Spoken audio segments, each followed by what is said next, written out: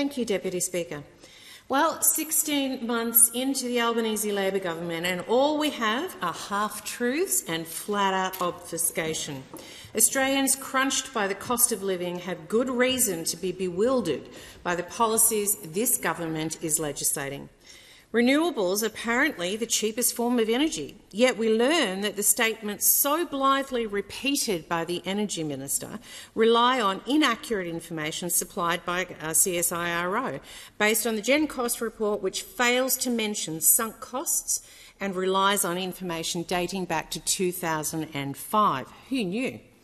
Meanwhile, the Labor government vehemently opposes nuclear when, in fact, nuclear is cheaper, we find out, than renewables. In a paper published in the Journal of Energy, German-American energy economist Robert Idel reported on the full cost of renewables in an energy system, finding that solar is 14 times more costly than nuclear, and wind is 4.7 times more costly. Labor's blatant dishonesty on the cost of renewables ignores the full development and life cycle of renewables, from raw materials, manufacture into steel and concrete, construction, lifespan and return to landfill. The cost and poor planning of 10,000 kilometres of transmission poles and wires by 2030 reliant on coal for manufacture, a distance which will expand to 28,000 kilometres by 2050. While Australia retains a politically motivated ban on nuclear, other countries, such as Sweden, are walking away from renewables and heading to nuclear. Australia has the second largest natural resource of uranium in the world, and we manage waste exceptionally well. Indeed, I stood next to 3 cylindrical waste silos at Lucas Heights reactor recently. They will last for 100 years. Newer reactors will reuse nuclear waste, reducing the storage requirements by substantial measures. Why does Labor want us to apologise for our abundant sources of uranium, coal, minerals and gas, which we happily export to fund our welfare, health and education of the nation?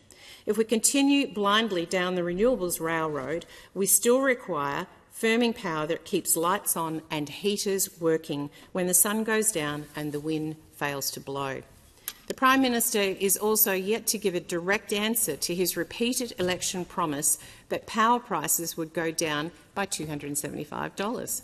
Labor only made this promise in the election 97 times, and the Prime Minister and Energy Minister consistently blamed the Russian invasion on Ukraine, which began 18 months ago. The Prime Minister continued to make the claim that power prices would go down after the war began. Obfuscation and blame shifting does not help Brendan Reinheimer in my electorate, whose power bills have risen by $978. Businesses in Mallee, such as Mildura Fruit Juices Australia, have seen their electricity costs rise $500,000 in a year, and yet Labor does not apologise or acknowledge their pain. Seriously, does the Prime Minister think the Australian public are useful idiots, as Marx did? He owes Australians more respect than that. While mum and dad families are hurting under this Labor-induced cost of living crisis, the Prime Minister is focused on his pet projects such as The Voice. We have so many half-truths from the Prime Minister and his ministers regarding The Voice constitutional change that it's no wonder people are confused or discombobulated. The Prime Minister tells us the referendum is just a modest proposal for recognition in the Constitution. No argument here, but asks us to forget he's actually committed to the Voice, Treaty and Truth and the full Uluru Statement from the Heart, which seeks all of the above and more, including reparations. So which is it? When asked for details of the outcomes of the constitutional change, once again we are giving nothing substantial. Why? Is it because the Prime Minister knows the truth would see the support for The Voice plummet? We find that Labor has committed $26 million on the Makarrata Commission, with almost $1 million spent already since the budget. On what? The Prime Minister is asked.